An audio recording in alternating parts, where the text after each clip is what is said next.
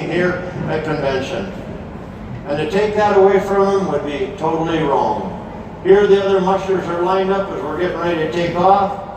The starting line at Willow, this is also the starting point for the 1,050-mile Iditarod run. And now I'm back in the wilderness again with my dogs. And when you're standing on those runners, and you're going along about 8 to 10 miles an hour, and it's 10, 20, below, whatever, and the wind is blowing and that open across those frozen lakes and tundra, it gives you a lot of time to think. And oh, that picture I was really proud of. That was my very first selfie. And here I was crossing what was called Big Lake, frozen lake, and the dogs were lined out and going well, and I tried this out and I sent them home, and that was pretty exciting. Mushing into the unknown. Another thing that I learned. How many of you have felt like you've gone into the unknown with young living? The difference between you mushing into young living and where I was mushing is there was nobody in front of me and there was nobody behind me except for a ways. But there was nobody there I could talk to.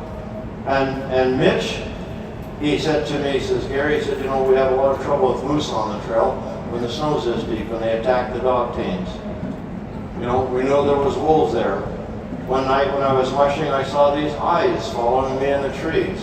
Kind of gets your blood pumping a little bit. But here I'm coming up on a hill, pitch black. And as you can see, my headlamp just reaches the lead dogs. I don't know what's over that hill. I don't know how steep that hill is. I don't know how crooked that trail is going down that other side. I don't know if there's a grizzly bear in a trail, or a pack of wolves, or an angry moose on the other side of that hill. Folks, when you're building your business in Young Living, you're going to have several unknown spaces. And these are times when people will pull back and they'll want to, maybe I need to rethink this. Maybe I better watch somebody else do it first. No, that's not what you do. Successful people don't do that. You reach inside of you and you feel your heart, can I do this? And when your brain said, you're plumb nuts, that's when you do it. Okay? You just do it. We were stopping one night, getting my fire going so I could feed my dogs. And this night was 10 below zero. And I got my sleeping bag out, laid it down there beside my sled. There's my dogs at 10 below zero. And I took a 45-minute nap. Now, why didn't I sleep longer? Because 45 minutes, I was froze. And it woke me up, and it was time to go again. Alaska whiteout, when you can't see ahead, quitting feels like a good idea. And you can see there, as I was going across that one big lake, I don't remember the name of it, just out a little ways, the fog settled in, there was a light wind that was just blowing that frozen crystallized snow, and that was all I could see. I couldn't even see my wheel dogs, which are my first two dogs. I couldn't even see them clearly. And I've got 10 more ahead of them. I can't even see them. And then I would hear Mary's voice, honey, you don't have to do this. There's other things you could be doing. Nope, keep going. And folks, you're going to be in that space. You're going to be saying to yourself, no, I could go get a job at McDonald's. Now I know there'd be a paycheck there every 2 weeks. Now, I could get a job as a computer programmer. I could get a job as an attorney helping Matt.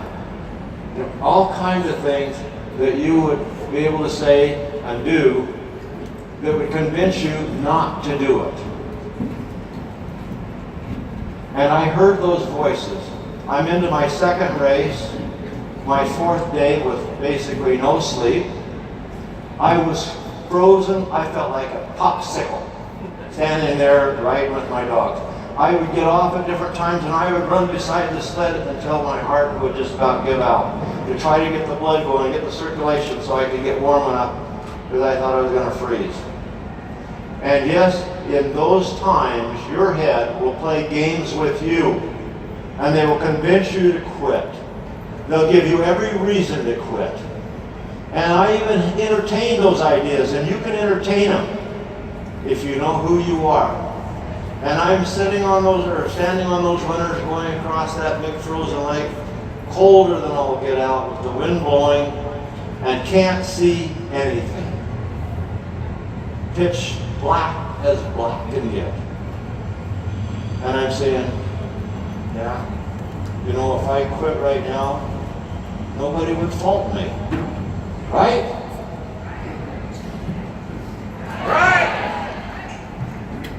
Mary would be happy. She would jump up and down with joy because I had enough sense to quit. But there was two little things that just came in this side of the brain. And one was, but Gary, how would you explain that to Jacob and Joseph? And then the next one was, how would you explain that to all of your distributors if you quit? Because you're not a quitter. So here's the key. When you get to that point where you feel like you can't do it anymore, then you find a reason. You reach down inside of you and you find a reason to do it.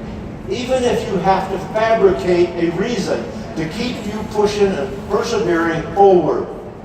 You don't quit.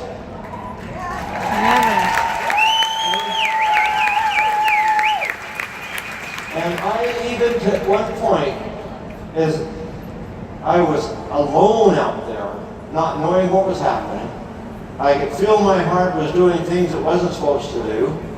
And the thoughts did cross my mind. I could die and nobody would even know where I was at, because 2 different times I missed the trail and had to stop and go back and turn my dogs and get back on the trail.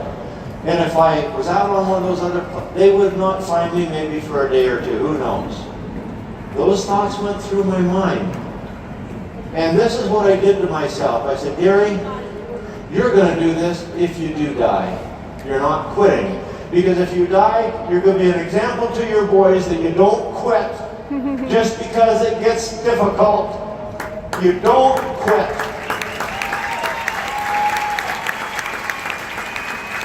So when life knocks you down, roll over and look at the stars. Okay. This is pulling into the Yetna check station. Arriving at Yetna checkpoint, 8:27 a.m. February the 5th, the temperature was 15 below zero. And the wind,